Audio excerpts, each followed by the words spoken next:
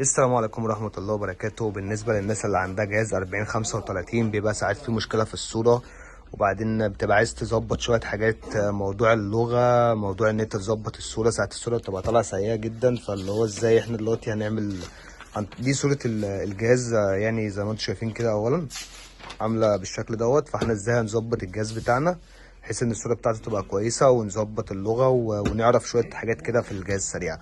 اول حاجة هتعمل لايك للفيديو طبعا وتصلي على النبي وتعمل اشتراك في القناه لو اول مره تتفرج علينا، وان شاء الله انتظر كل جديد. ولو في اي حاجه بتعطل معاك هتكتب لي في التعليقات وانا ان شاء الله اساعدك.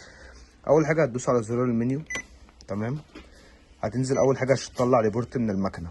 ده كده انا هطلع ريبورت عشان عايز اشوف صوره المكنه بتاعتي او العداد بتاعي عامل مثلا كام الف، او هل الصوره كويسه ولا لا. انت لو رحت تشتري الجهاز من عند اي حد، اول حاجه بتعملها انك لازم تطلع منه ريبورت عشان تشوف صورته. هو دلوقتي بيديني معنى الرساله دي ان مفيش ورق في الدرج، فانا هبدا ان انا احط له ورق.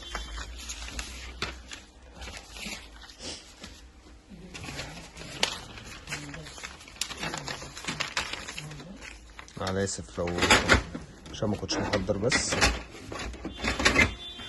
تمام. انا كده المفروض ان انا حطيت له ورق.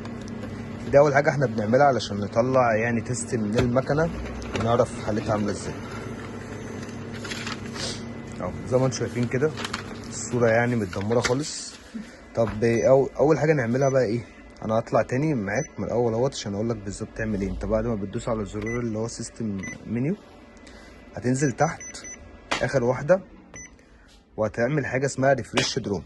ايه ريفريش دروم؟ اللي هو دروم ريفريش. دروم ريفريش مسؤول ان هو بيحسن لك الصوره لو هي فيها مشكله او بهتانه او ايا كان. احنا هنعمل دلوقتي ريفريش دروم للمكنه وهيتسيبها مثلا دقيقه بحيث ان هي تظبط نفسها لو فيها اي مشاكل. تمام. ده ريفريش دروم. اهم حاجه ده تعمله لازم كل فتره، حتى لو طفيت المكنه مثلا شويه لازم بترجع تعمله تاني، عشان ساعات الصوره بتبقى بهتانه لما بتقعد مثلا كذا يوم وانت مش بتشغل الجهاز وتيجي تطبع اول صوره تبص تلاقي الصوره بتاعتك بهتانه خالص. فطبعا الريفريش دروم ده اهم حاجه في المكنه لازم تعمله كل فتره عشان في ناس ما تعرفوش. طيب تاني حاجه ايه؟ تاني حاجه لازم نتاكد من علبه العادم دي ان هي فاضيه دايما. اهي دي علبه عادم مليانه. الزور بتاع علبه العادم ده لازم يكون دايما نضيف، بتنضفه من جوه من بره بكونه ناشفه او حته خدها ناشفه كده، بتنضفه كويس جدا وبتفضيه. ده يا جماعه عشان والله العظيم صادفني ناس بتحط جواه حبر، ده زباله الحبر بتاعت الجهاز، ما ينفعش تاخده تحطه تاني في المكنه لان ده بيعمل مشاكل كتيره جدا. فتمام. بعد ما انا هنضفه يعني هفضيه كده وهنضف الزور بتاعه وارجع اشتغل تاني على مكانتي عادي جدا.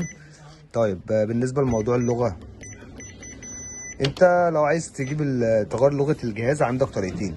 اول حاجه لو دوست هنا انت بتختار اللغه اللي انت عايزها، دي الطريقه السهله. انما في ناس مثلا بتخش على السيستم منيو برضو، بعد كده بتخش على يعني اهو.